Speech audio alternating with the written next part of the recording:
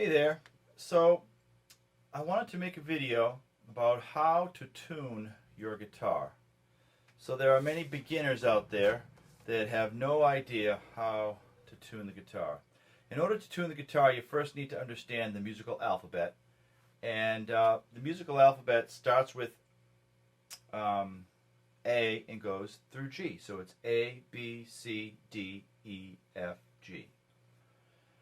Now the guitar strings are E, okay, that's the low E, and then we have A, then we have D, we have G, we have B, and we have E. So when we're looking at the guitar neck and we're thinking about that alphabet, we can go E, F, G, and then there's our A, B, C, and then we go to the D, E, F, there's the G, A, B, C, D, E. So it's really important to know those notes, because if your guitar strings are not close to the E, or the A, or the D, or the G, or the B, or the E, then you need to understand whether it's too high or too low and how far away are you from your target. So we're going to start with the low E string, and you can see that I have two tuners here, and they're pretty much the same. You can see that if I'm going to turn the key, so if I go and make it lower, you can see that the needle goes to the left, and if I make it higher, the needle goes to the right. But you can see it's still E in the window. So usually you just have the E in the window, and you know if it's too high, it's on the right, and you make it lower. If it's too low, it's on the left, and you just make it higher. But what if it's really low? So now the tuner says, depending on your tuner, it could say E flat, or it could say D sharp. So E flat and D sharp are they're a half step lower than the E, which is your target. So this is really low. Even if the needle is on the high side, and so that means that's a sharp D or sharp E flat. It means a little too high from our target, but it's still way lower than our target E. So I want you to remember that if you're looking for the letter of the string, which in this case is E, all right, as you say the alphabet backwards, the notes are getting lower. So D is before E, so that's lower than E. If you say the alphabet forwards, then F is after E. That means this string is too high, even though the needle's to the left, because it's a low F. And I know that sounds complicated, so you're just going to have to sit with it for a little bit. But that's what makes this complicated to tune the guitar.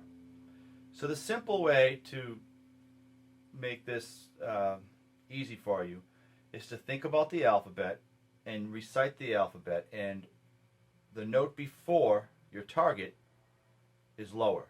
The note after your target is higher. So two steps. Step one, what is the name of this string? The name of the string is E. That's our target. Okay, now I think I'm losing a battery here. Here we go. So this note is after our target. So our string is too high. So we need to bring it down to E. Alright, now we have E in the tuner.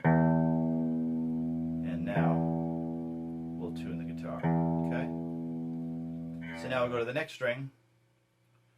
Alright, and we're going to say to ourselves, okay, is this note in the window, is that before or after A? Because we're tuning the fifth string, and that's the A string. Well, G is before A in our musical alphabet.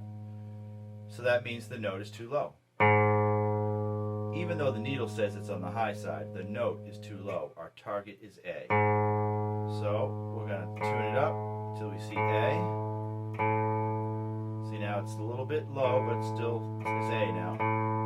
And now we have A in tune. Okay? So now the target for this string is D. So that's in tune. If it was a little too low, you would see it's a little too low. If I kept going low, you'd see that now it says C sharp. And C sharp is before D in the alphabet, so it's too low.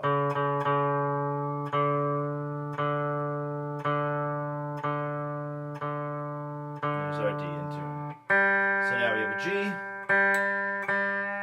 Let's make it a little too high just so we can see. It says G sharp. So here's a confusing part because it doesn't say A flat, it says G sharp. So remember, sharps make the note higher.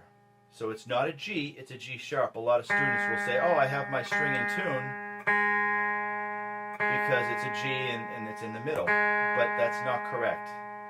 Alright, because there's that pound sign. You got to make sure there's no signs next to the letter. Now we have a G that's in tune.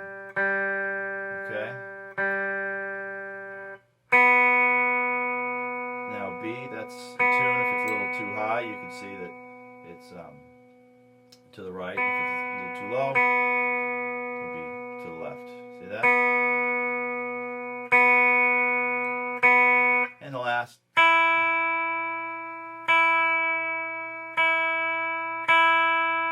So I have a Gibson, so I like to bend my strings and seat them in the nut. And so now we are in tune.